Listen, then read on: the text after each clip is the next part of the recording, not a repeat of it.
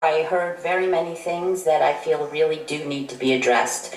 Quick background, I have an undergraduate degree in psychology from State University of New York in Stony Brook.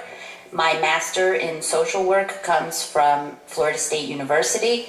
I have been licensed as a clinical social worker in the state of Florida since 1994. I started as a substance abuse therapist in the late 1990s. I acted full-time in that capacity for 6 years. My passion led me to hospice medical social work, and that led me to medical cannabis. I came to the discovery early on in this process, around 2013, that many of our hospice patients were already using cannabis for symptom control, and we were making them criminals. My father was diagnosed in 2009 with end-stage lung cancer. I was his full-time caregiver.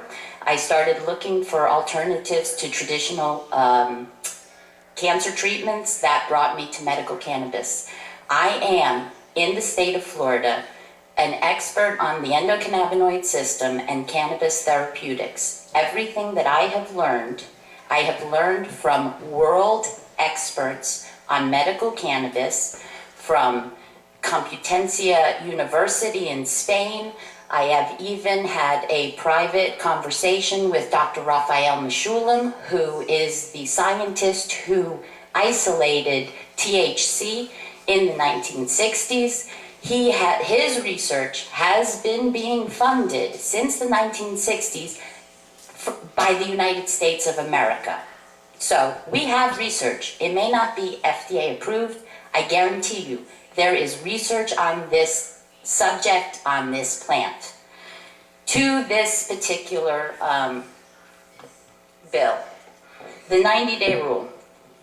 Debilitated and suffering people should not have to wait 3 months to access a medical treatment option. We do not place these types of limitations on providing relief to our pets. Why would we place them on alleviating human suffering? I have never taken my pet to the veterinarian to have him tell me, why, yes, Ms. Krehl, I do have a treatment option that will alleviate your dog's suffering. Please come back in 3 months and I will give you a recommendation for that medication. However, that is precisely what we are asking our physicians to do to our human patients. Further, by having this 90-day rule, we are tying patients to a particular physician, because if they want to change their physician, their 90 days would have to begin all over again. Patients are consumers who deserve choices in healthcare just like we deserve choices in the vehicles that we purchase. If we purchase a lemon of a vehicle, then we have a recourse. But if we end up with a lemon of a physician, the unspoken message that Florida patients receive is, if you want this medicine, you'll just stay with your doctor, or you'll have to wait even longer before we can access the medicine that you need. Administering medications in public. There are times when people need medicine in public. If the goal is safe and legal access to medical cannabis, we need to stop criminalizing patients for using their medicine in public places.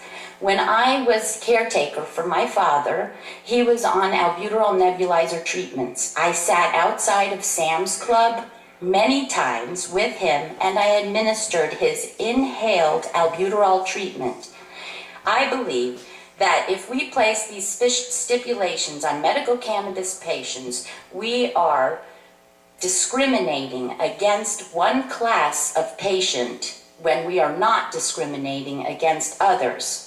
Ma'am, I need you to wrap it up. Reciprocity. Medical cannabis patients from other states should be able to use their medicine in Florida. It is not only the humane thing to do, it is good business for the state of Florida. We are an economy state, a tourist state. We have to allow people to use their medicine when they are on vacation or when they are in their second homes. We do not want to turn people away and encourage them to buy real estate in other states. Patients need access to Ma'am. alternative routes of administration. Ma'am, I need you to wrap it up. Thank you. Okay, nobody's ever died of cannabis. We need to make a safer option. People die every 19 minutes of more dangerous prescription drugs. Nobody's ever died of cannabis. It needs to be offered as a first course option and not as a last resort. I live in Tallahassee, Florida.